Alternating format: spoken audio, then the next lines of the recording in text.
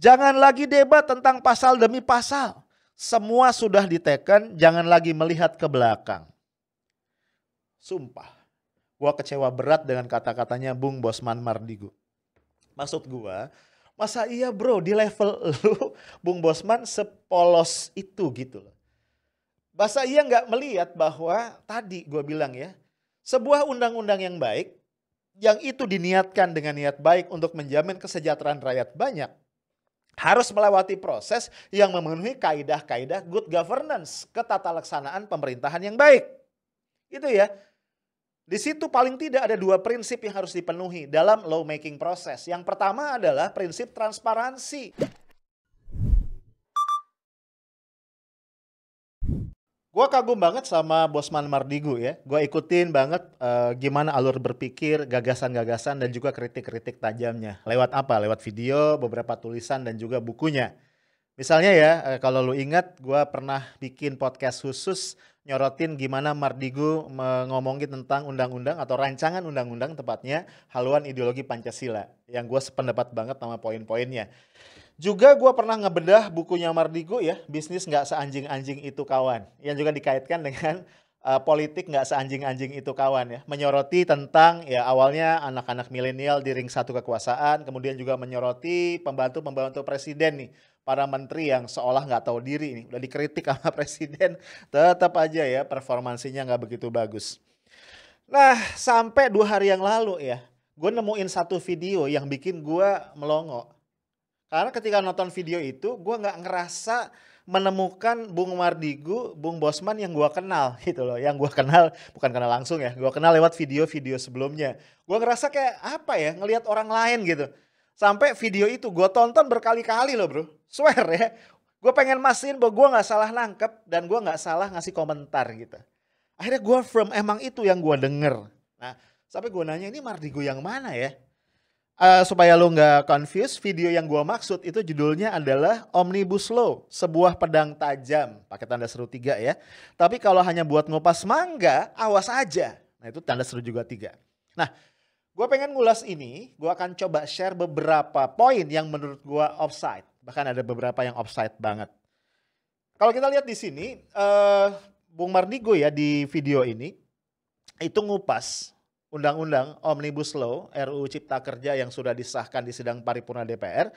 Nah dia ngajak kita untuk ngelihat dari 3 perspektif. Ya, pertama adalah perspektif blue collar employee, which is adalah para buruh. Kemudian perspektif pengusaha dan juga perspektif pemerintah. Nah dia mengawalinya dengan dari sisi perspektif pemerintah. Dia bilang apa? Dia bilang RU ini menunjukkan bahwa pemerintah kita ini adalah memang pemerintah presidensial, di mana posisi presiden itu sangat-sangat kuat ya. Dan ini sudah tepat gitu ya, karena memang kan dalam pemerintahan presidensial posisi presiden itu mestinya sangat-sangat dominan. Dia bilang beda nih sama pemerintahan parlementer di mana DPR itu menguasai pemerintahan. Karena kan kalau di parlementer, pemerintahan itu dipimpin oleh Perdana Menteri dipilih oleh parlemen. Biasanya Perdana Menteri itu adalah ketua partai yang paling dominan, yang paling menguasai jumlah kursi di parlemen. Sehingga pemerintah itu tiap saat bisa jatuh ya ketika parlemen memberikan mosi tidak percaya kepada Perdana Menteri. Kabinet mesti bubar, pilih Perdana Menteri baru, lalu dibentuk yang kabinet yang baru. Tapi di presidensial nggak kayak gitu. Nah bahkan dia bilang kayak gini nih ya menurut dia nih. Sejak 6 bulan yang lalu Mardigu ya dia udah bilang kalau sampai DPR menyetujui RUU ini, Omnibus Law ini mengherankan. Karena menunjukkan bahwa DPR itu surrender ya sama pemerintah atau sama presiden gitu. Dan terus dia bilang gini, alhamdulillah nih akhirnya DPR menyerah ya. Terus juga dia soroti bukti menyerah itu di undang-undang ini Omnibus Law ya RUU Cipta Kerja ini ada pasal yang mengatakan bahwa untuk menerapkan pasal-pasal semuanya itu diperlukan pengaturan lebih lanjut dalam bentuk PP atau peraturan pemerintah. Dan ini yang oleh Mardigu dianggap tadi ya simbol menyerahnya DPR kepada pemerintah. Nah, yuk kita bahas guys, di mana offside-nya statement Mardigu ini. Pertama, betul banget ya, gue sependapat. Dalam sistem presidensial, istilahnya presidensialisme yang kita anut, memang kedudukan presiden adalah sangat-sangat kuat. Tapi ya nggak segitu juga. Karena dalam sebuah demokrasi yang sehat tetap kita menganut trias politika. Ada check and balances, ya. Ada Dewan Perwakilan Rakyat di situ yang bahkan juga punya kekuasaan yang diberikan oleh perundang-undangan yang juga cukup kuat, yaitu apa? Peran legislasi, peran mengawasi pemerintahan dan peran budgeting di situ. Jadi sebenarnya cukup kuat, dan tadi peran DPR adalah mengawasi pemerintah, dalam hal ini adalah presiden dan para pembantunya. Jadi ketika demokrasi itu berlangsung secara sehat, oke, presiden kuat, tapi sebenarnya by law dia setara dengan DPR. Nah, kalau kita lihat hari ini presiden kita, tanda kutip ya, kekuasaannya kuat, menurut gua bukan karena presidensialismenya, tapi karena memang demokrasi kita nggak sehat. Kenapa gua bilang gitu? Karena DPR, nature-nya DPR itu harusnya, quote unquote ya, beroposisi secara produktif terhadap pemerintah. Beroposisi yang sehat gitu ya. Kan tadi mengawasi. Gua kasih contoh lah, auditor misalnya gitu ya. Itu memeriksa keuangan perusahaan. Kenapa harus ada auditor? Karena selalu ada kemungkinan, ya kan, perusahaan itu menyimpang. Atau nggak usah, bukan auditor lah, komisaris. Kenapa perusahaan selain ada direksi, ada komisaris? Karena nature-nya, ya kita nggak berharap terjadi penyimpangan.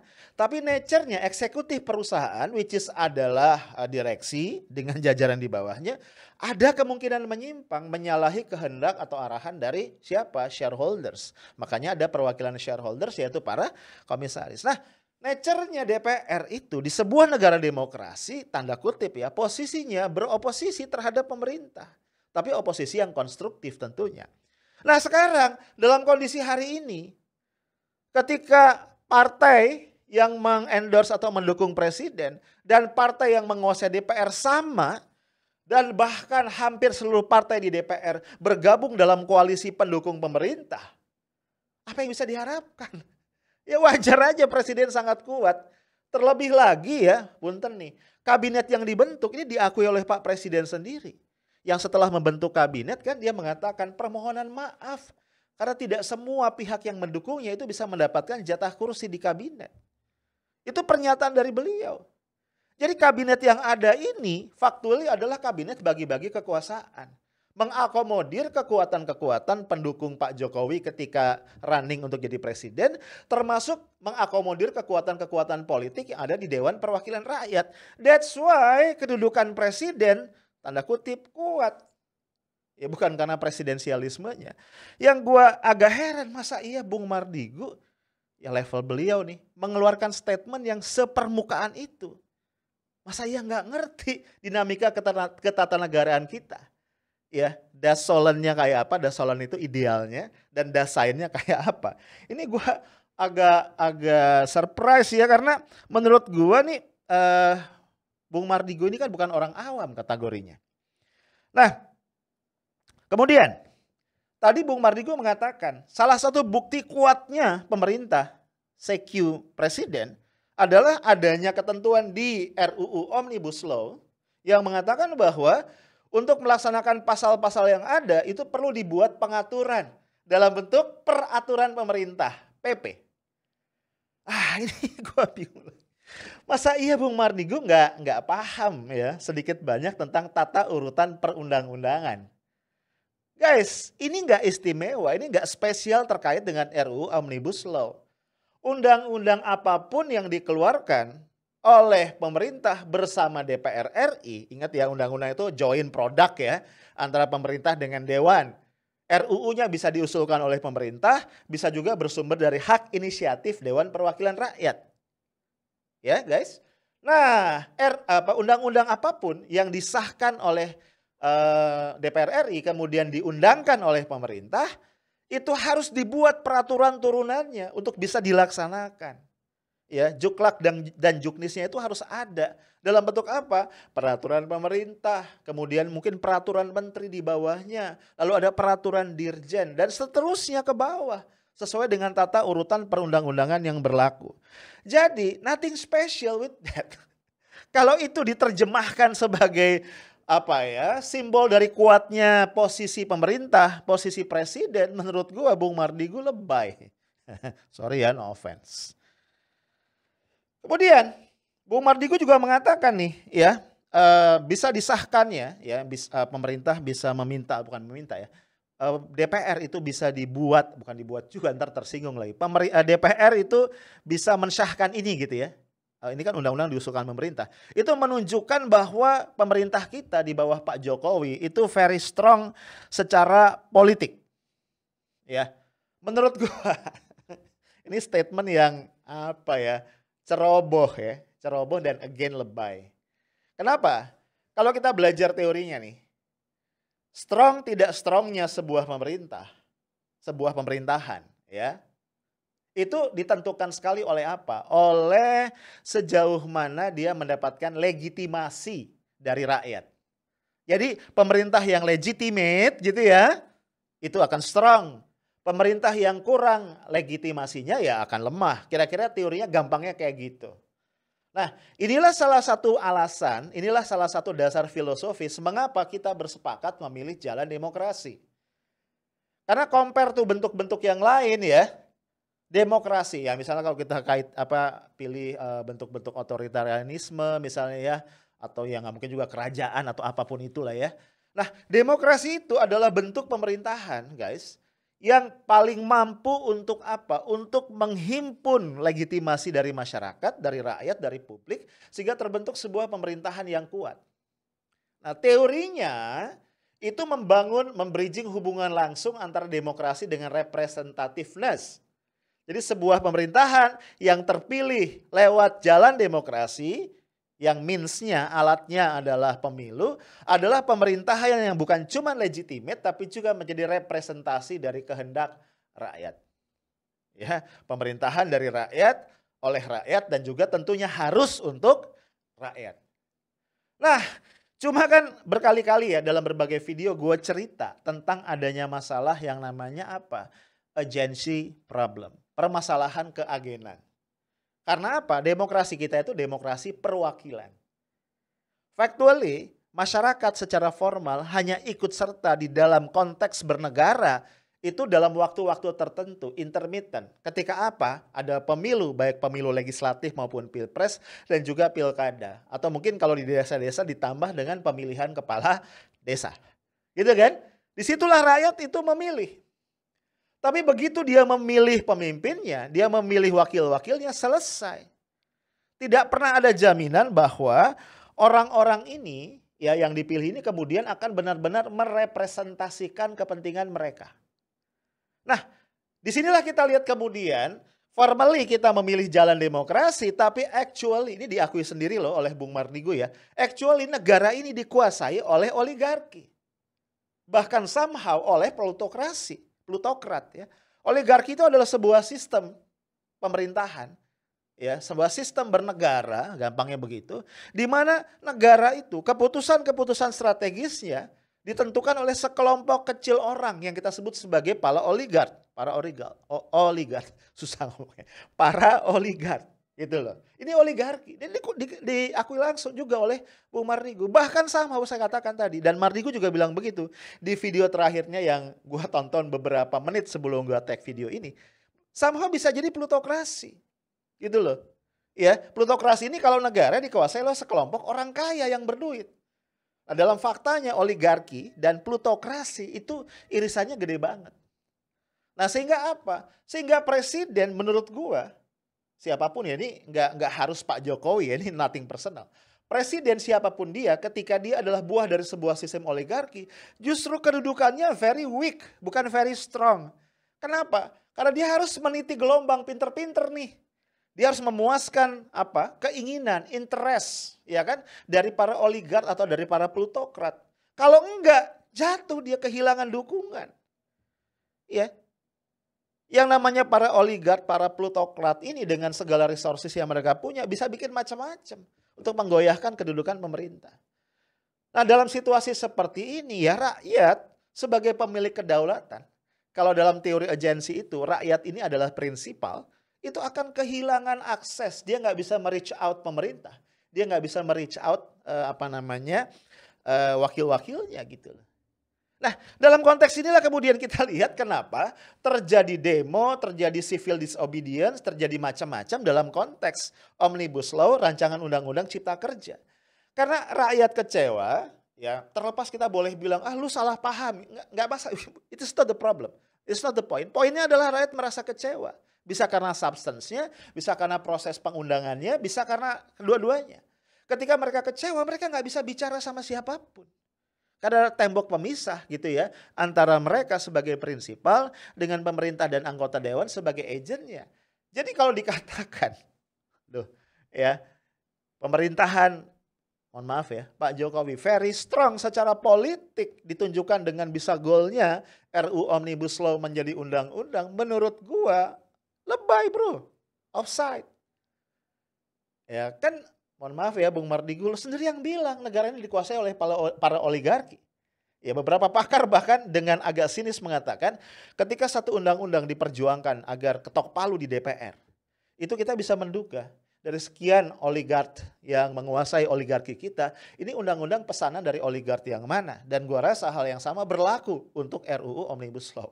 Kita bisa duga lah ya, oligark mana yang paling berperan. Nah, yang juga gua bikin kecewa adalah begini. Ini kata-kata dari Bosman Mardigu sendiri ya di video yang sedang gua gibahin ini. Dia bilang begini nih, ya. Undang-undang kaliber besar, dia disebut RUU Omnibus Law ini undang-undang kaliber besar. Iyalah ya, karena tadi dia melingkupi sekian puluh undang-undang sebelumnya. Undang-undang kaliber besar ini bisa meningkatkan jadi gini, sebenarnya tepatnya adanya ada tanya ya. Yuk kita lihat katanya gitu ya. Apakah undang-undang kaliber besar ini bisa meningkatkan produktivitas dan daya saing Indonesia? Sampai situ masih oke karena pertanyaan. Nah ini, jangan lagi perdebatkan tentang lebih dari 1000 pasal undang-undang yang diubah demi meningkatkan daya saing tersebut. Jangan lagi debat tentang pasal demi pasal. Semua sudah diteken, jangan lagi melihat ke belakang. Sumpah, gua kecewa berat dengan kata-katanya Bung Bosman Mardigu. Maksud gua, masa iya bro di level lu Bung Bosman sepolos itu gitu loh. Masa iya nggak melihat bahwa tadi gua bilang ya, sebuah undang-undang yang baik, yang itu diniatkan dengan niat baik untuk menjamin kesejahteraan rakyat banyak, harus melewati proses yang memenuhi kaidah-kaidah good governance, ketatalaksanaan pemerintahan yang baik. Itu ya. Di situ paling tidak ada 2 prinsip yang harus dipenuhi dalam law making proses. Yang pertama adalah prinsip transparansi. Karena ini menyangkut nasib rakyat banyak. Kan lu sendiri yang bilang ini undang-undang kaliber besar gitu kan. Berarti pemangku kepentingannya banyak banget. Ya kudu transparan lah. Ya, ada istilahnya apa? Public deliberation, proses public deliberation yang intens. Nggak mungkin cuma beberapa bulan. Kemudian yang kedua selain transparansi adalah apa? Yang kedua adalah representativeness. Ya, harus ada partisipasi yang luas dari masyarakat, dari berbagai pihak pemangku kepentingan untuk menyuarakan suara mereka. Sampai kemudian diakumulasikan, dikristalisasi dalam pasal-pasal undang-undang. Makanya proses pembahasan yang intens dibutuhkan, waktu yang cukup dibutuhkan, harus ada naskah akademik yang itu juga mengalami uji publik yang cukup intens. Tapi kan ya Allah masa Bung Mardigu nggak bisa ngelihat, semua itu nggak ada. Ya, prosesnya begitu terburu-buru gitu ya. Bahkan dari Panja nih panitia kerja itu dipaksain banget cepet-cepet digulirkan ke Bamus Balek. Pembahasannya di tengah malam ketika orang tidur. Dan yang parah, tiba-tiba aja jadwal pengesahan itu dimajuin dengan alasan COVID, dengan alasan macam-macam. Ya kok bab ini COVID jadi alasan kalau pilkada enggak ya, gue bingung loh ya. Nah, yang lebih parah lagi ya, bahkan hampir semua, banyak banget lah anggota dewan ya, siapa? Kalau oposisi ya oke lah ya, Demokrat, PKS ini, bahkan Gerindra sendiri, Fadli Zon misalnya itu bilang, dia itu nggak dapat naskah draft terakhir, draft final yang disahkan, yang akan disahkan di dalam sidang paripurna itu yang mana? Gitu loh. Coba deh Bung Mardigu, gua mau tanya ya sama Bung Mardigu nih. Apa yang kita bisa harapkan? Kualitas undang-undang kayak apa yang kita bisa harapkan dari proses yang jorok dan amburadul ya, proses yang brutal kayak begitu. Apa yang kita bisa harapin gitu. Nah, jadi kayaknya ini terlalu utopis dan juga lebay tadi ya. Nah, ini gue lanjut lagi ya. Bung Bosman juga mengatakan begini, pengusaha yang tidak bisa meningkatkan keuntungan dengan adanya Omnibus Law, lalu membagikan keuntungan kepada karyawannya, layak dimiskinkan, dipermalukan di muka umum. Gue asli bingung maksudnya apa, caranya gimana gitu ya. Ini kan gue nanya aja nih, apa iya ada pengusaha yang hatinya segenerous itu gitu ya. Ini gara-gara Omnibus Law ada kemudahan berusaha, keuntungan dia berlipat ganda, terus dibagikan kepada karyawan. Bullshit banget kan ya. Aduh buset deh ya. Terus gue sependapat ya. Bung Mardigu bilang di video ini, ke depan nih para buruh jangan ngebayangin pengennya kerja di perusahaan-perusahaan besar yang karyawannya ribuan atau puluhan ribu. Kenapa? Karena di masa depan ini eranya perusahaan-perusahaan kecil ya, kalau kita menyebutnya UMKM, yang dia digital dan juga global. Nah, di bab itu gue setuju. Tapi persoalannya kan, apa iya itulah potret dan wajah UMKM kita hari ini? Dan yang kedua, apa iya Omnibus Law kemudian memfasilitasi UMKM, lahirnya UMKM yang tadi dibilang digital dan global? Kayaknya kok agak jauh panggang dari api ya. Kemudian dia juga bilang, UU ini, si UU Ciptaker yang dahsyat ini, harusnya bisa digunakan oleh pemerintah untuk menggusur dominasi asing dan asing. Nah, itu asli dia bilang begitu. Dan membuat mereka asing dan asing ini jadi minoritas, cuman jadi mitra dari pengusaha-pengusaha lokal yang tumbuh besar. Bahkan mestinya asing dan asing ini justru cuma jadi buyer dari produk-produk jadi. Bahkan spesifik dia bilang UU ini bisa nggak ya menjadi alat untuk memastikan bahwa perusahaan-perusahaan asing loh ya yang ada di Sulawesi Tenggara itu tidak lagi mempekerjakan buruh-buruh asing. Aduh. Menurut gue ini utopia kelas berat ya. Terus dia bilang kalau itu terjadi maka UU Cipta Lapangan Kerja ini membuat buruh sejahtera, perusahaan Indonesia sejahtera dan Indonesia sejahtera. Gue cuma bisa cengengesan aja ya. Nah ini ya. Nih. Yang juga bikin gue jadi cengengesan lagi ya. Geleng-geleng tepatnya ya. Bung Mardigu menjelang akhir videonya bilang kepada rekan-rekan buruh, dia minta agar para buruh itu memberikan, yuk kita kasih kesempatan 1 tahun bagi pemerintah untuk membuktikan apakah undang-undang Cilaka, ya undang-undang Cipta Lapangan Kerja ini bisa mensejahterakan kita. Kalau ternyata tidak, maka ketahuan kan siapa yang gak amanah atas kepercayaan yang kita berikan. Komen gue kenapa jadi kayak ceramah agama ya bro ya. Ampun deh ini ya. Untungnya, sekali lagi untungnya ya. Bung Bosman kemudian bikin video klarifikasi tepat 1 hari kemudian. Katanya dia bikin video ini setelah ditegur keras sama seorang mitra bisnisnya yang keturunan Batak. Saya nggak disebut namanya ya. Kemudian Bung Bosman itu cerita di videonya ada dialog ya. Ditanya sama temennya, emang lu yakin RUU Ciptaker ini bisa mesejahterakan rakyat? Ya gue gak yakin, gue gak percaya ya karena dikuasai oligarki dan seterusnya. Nah kalau gitu loh kenapa di video sebelumnya nuansanya memuji, kemudian penuh optimisme dan masih memberi kesempatan ya. Yang menarik juga ya ini nih. Di video yang di so-called video klarifikasi tadi Bung Bosman bilang, kita baru sadar nih bahwa kita tidak sedang berbicara tentang pengusaha kelas UMKM. Tapi kita sedang berbicara tentang 3% pengusaha non-UMKM, pengusaha-pengusaha besar yang menguasai 50% dari perputaran bisnis dan kebijakan-kebijakan ekonomi makro Indonesia. Bro, serius lu baru sadar? Kalau nggak salah nih ya, puluhan video lu itu mengkritisi masalah ini. Masalah kesenjangan ini. Gimana UMKM nggak dikasih kesempatan yang cukup untuk jadi besar dan jadi kokoh. Kok tiba-tiba lu amnesia ya? Sorry, emang kadang-kadang mulut gue nggak disekolahin. Ini gue udah kebayang nih ya, gue bakal dihajar nih ya sama pengagum-pengagumnya Mardigu. Tenang bro, gue juga masih pengagumnya Mardigu ya. Boleh dong pengagum mengkritik orang yang dia kagumi. Ini gue kutip ya, supaya gue nggak dianggap ngarang ya. Mereka diuntungkan oleh Omnibus Law. Mereka ini yang 3% tadi ya. Mereka diuntungkan oleh Omnibus Law. Tapi apakah mereka peduli dengan karyawan, dengan buruhnya? Dan hatinya putih? Maka kalau boleh saya jawab jujur, sedikit sekali yang hatinya putih. Mereka dengan Omnibus Law akan semakin kapitalis, pakai tanda seru 3, kapitalis elitis, yaitu mereka para oligarki dan BUMN. Betul, BUMN disebut juga ya. Betul, keduanya elitis yang diuntungkan amat sangat dengan Omnibus Law ini. Rakyat di bawah bagaimana? Rakyat hanya menunggu kebaikan mereka. Sekali lagi bukan hak yang akan didapat, tapi menunggu kebaikan. Yang kalau bosnya nggak baik, makan tuh sendal. Masya Allah ya, gigit jari dah tuh rakyat jelata. Ini kan anjrit banget. Kayaknya salah satu kata favorit Mardigo ini adalah anjrit ya. Temennya anjay ya.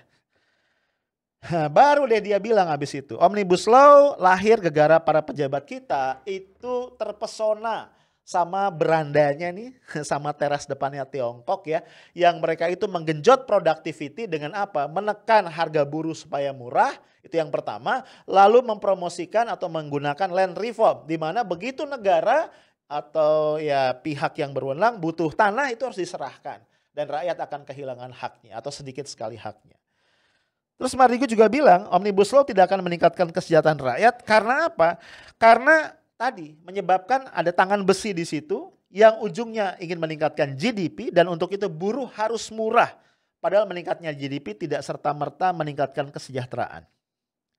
Ini gue jadi senyum-senyum aja ya. Kok baru sekarang ya, baru di video ini dia menggugat hal-hal tadi. Bahkan dia simpulin sendiri nih. Dengan tekanan Omnibus Law tidak akan tercapai kesejahteraan tersebut karena manusia Indonesia akan dipaksa jadi mesin pekerja dan ini bukan cita-cita rakyat semesta. Terus dia sorotin juga nih ya, asing-asing nih akan bebas masuk dengan alasan untuk meningkatkan PDB. Setelah itu ya tadi, misalnya asing di Sulawesi Tenggara itu justru tambah banyak tuh. Gara-gara argumentasi meningkatkan PDB. Lalu bagian yang paling membuat gue mengurut dada ambil geleng-geleng ya. Bung Mardigo bilang gini, nanya nih. Kenapa jadi bengis begini sih bernegara untuk meningkatkan PDB? Jangan begitulah bos. Jangan terlalu materialistik. Kita Indonesia. Kita demokrasi. Kita bukan negara otoriter. Kita mencari kesejahteraan dan keadilan dengan cara manusiawi, dengan cara elegan, dengan cara lebih adil. Yang epic di catatan akhir nih, gua ingat nih dia bilang begini, cabut atau tunda, kaji ulang lagi, stop terpesona dengan asing dan asing. Jangan PDB naik, angka-angka statistik jadi tujuan bernegara. Yang benar, rakyat dijaga, suaranya didengar. Siap, Bung Mardigo, laksanakan. Guys, again, no offense. Boleh dong, gua sebagai orang yang kagum sama Bung Mardigo, sampai sekarang gua masih kagum analisisnya yang dalam, penggunaan teori konspirasi yang dahsyat, dan beberapa aspek yang lain. Tapi boleh dong gua menyatakan kekecewaan gua atas inkonsistensi. Karena menurut gua, dari orang-orang besar, dari pemimpin-pemimpin yang bisa menggerakkan perubahan, salah satu kualitas mendasar yang tidak boleh ditawar adalah integritas. Dan kalau kita bicara integritas, maka konsistensi itu jadi sangat penting. Gue udah cukup kecewa dengan banyak pejabat yang ngomong sesuatu, melontarkan pikiran, pendapat ataupun apapun itu ya ke publik secara ceroboh. Lalu ketika kemudian apa yang dia lontarkan itu menimbulkan reaksi keras dari publik, si pejabat tadi dengan enteng mengoreksi. Dan kemudian publik gigit jari karena kita yang dianggap salah paham. Cukuplah para pejabat kita yang berlaku seperti itu. Dan boleh dong gue berharap Bung Mardigo yang gue kagumi tidak ikut-ikutan mencontoh perilaku norak seperti itu. Karena gue yakin banget integritas itu penting. Konsistensi dalam ucapan terlebih tindakan itu penting. Dan gue yakin Bung Mardigo punya itu. Stay tough, smart, and professional. Assalamualaikum warahmatullahi wabarakatuh.